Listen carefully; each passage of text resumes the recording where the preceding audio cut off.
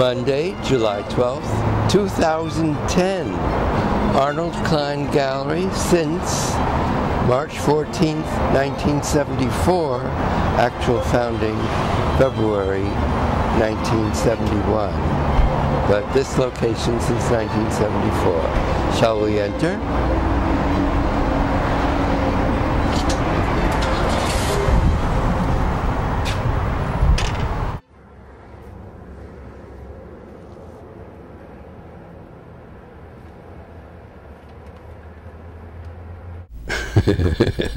So, father-in-law advised that we couldn't possibly have 3 children, including 2 recent twins, and make a living and subsist.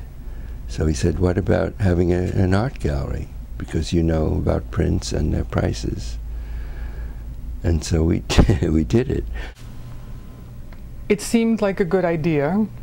It was not, I think, promoted by my father as much as we presented the idea. It just sort of came up, and Dad said, I don't see why it wouldn't work. Changed from Klein Vogel, little bird in German, and we used a Brock bird as our logo. I think it's probably, and I have complete luck in this regard, the only thing I could do. What about teaching French, English, and art history? Oh, true. No, a whole list of other things. Maybe it's the only thing I could have done for almost 40 years. This is maybe the most popular print in the gallery, admired by all, purchased by none. We have lasted almost 40 years in business. This is not exactly what one would expect for 2 people that aren't good business people. Another very popular picture in the gallery is Morper's Flatiron Building, and remains solidly unsold. Break even seems to be what we are striving for. Our greatest surprise show was title pages and frontispieces, original prints. That was simply, you know, as showing off or something. That was our most successful sales show. Almost everything was sold. I think part of the structure of the gallery that's been very interesting for me is being able to show other people's work and giving a venue for other artists. It's extremely hard to find a place to hang your work. It's extremely hard to be shown to people. It's extremely hard to do your work and then have to promote it yourself. So we have been able to give shows to people whose work I admire tremendously, and we seem to have been very lucky to have fallen into an area and met artists whose work I think is as good as anything that's being done, better than most actually, and people that are very serious about what they're doing, not people that are just creating things in order to sell, but are creating things because they have to create them. I've had success with local artists, that is, we've been able to show them, which they appreciate. I'll say that I have met my best friends through the gallery over the years, and that's worth its weight in gold right there. We have a stable, as they call it, of artists who are also friends, who are excellent. Some are on the walls right now. Excuse me. Hello, Arnold Klein. Oh, yes. Yeah, sure, 1 second, please. Karen? This has given me the opportunity to meet other artists and be involved with art that otherwise I would never have handled. I do framing for one of the top 200 collections in the world, and as a result of that, I have seen in my hands some of the best impressions of Dürer prints, impressions that just knock your socks off. It's fascinating to be able to see. I've also framed a lot of stuff that I wouldn't walk across the street to see. The worst thing I ever framed was a really inadequate painting of a little girl on a swing with a balloon. And unfortunately, I cannot get the image out of my head. I remember it. It was probably 25 years ago. And in my worst days, that's what I would probably think of. Day before yesterday, a man brought in a 1904 Picasso drawing. No, I said no.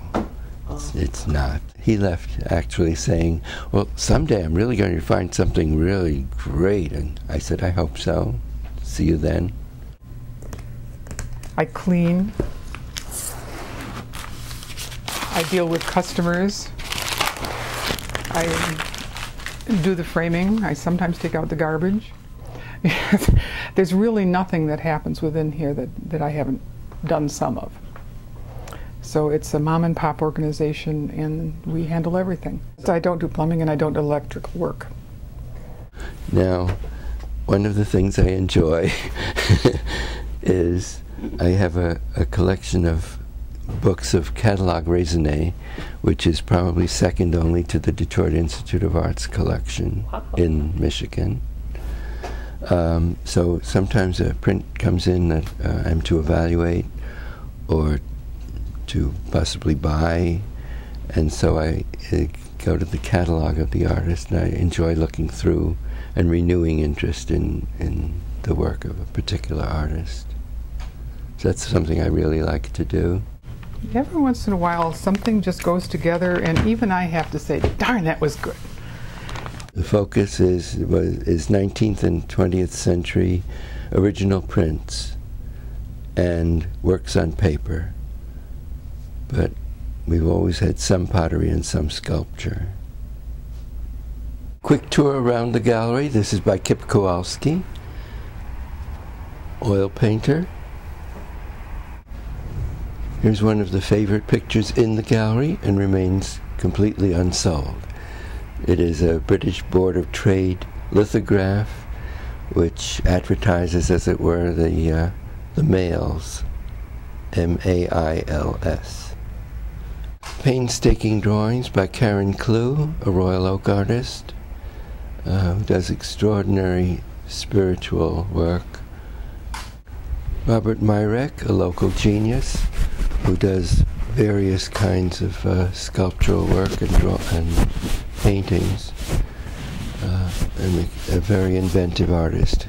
Dipanjanadanda Klein's painting of Arnold Klein's brain. We leave Alice, who seems to be expiring at this time. Arnold Klein, portrait by Dunella Vogel.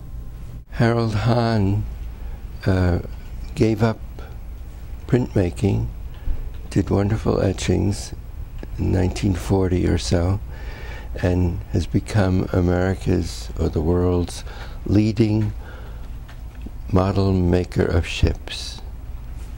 We have many artists from the 1930s and 40s, American and British, that I admire very much, and French artists from like the 1880s to 1940s that I like very much. Almost anyone you see on the walls is someone I admire very much. Leon Underwood's self-portrait, it's very rare as it is beautiful, because they say during World War I, in 1918, his copper plates were stolen for scrap. If there were one thing that I could own in this gallery, it would in fact be the Dubuffet that is here on consignment. It is such a charming image. A lot of people can only see things in color. I happen to like black and white very much, and I think this is one of the most imaginative and charmingly original things I've ever seen. The background is just a scribble of activity, and he has collaged on 4 charming little people on top. I have co-opted that little guy as my image on Skype, so that's how I present myself to the world, and that's how I would like to be known. Karen Ann Klein, my very favorite artist, does very beautiful natural history subjects. I can now tell you, I think I do really good work. And I would not have been able to tell you that 20 years ago, even though I thought it was true. It has been a wonderful privilege to have one's own business that one enjoys and cherishes. So, and it's been a wonderful, wonderful factor to have my wife working with me all these years.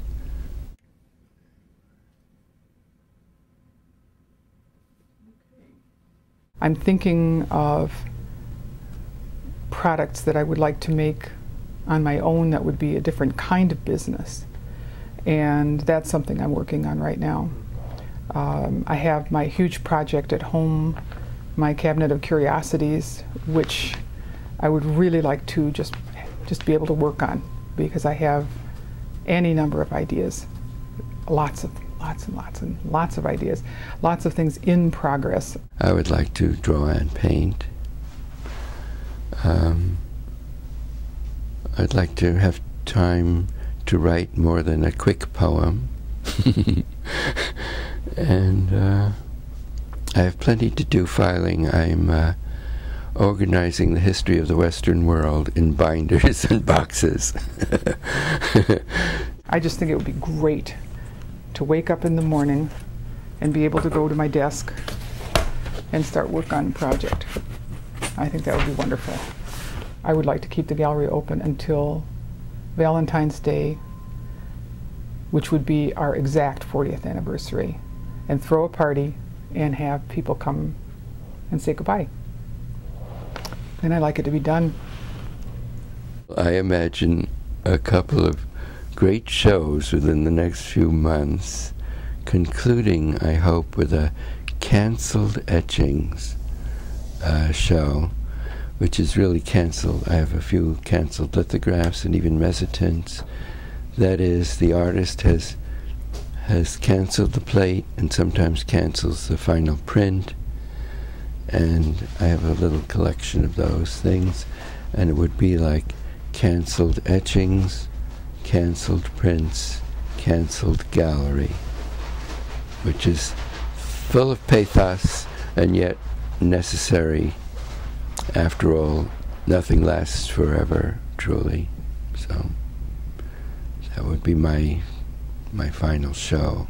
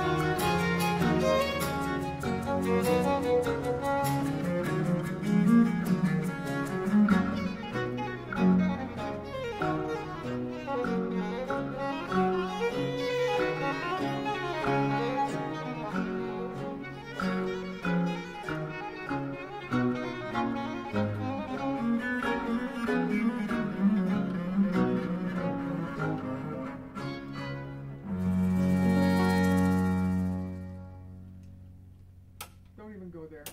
See?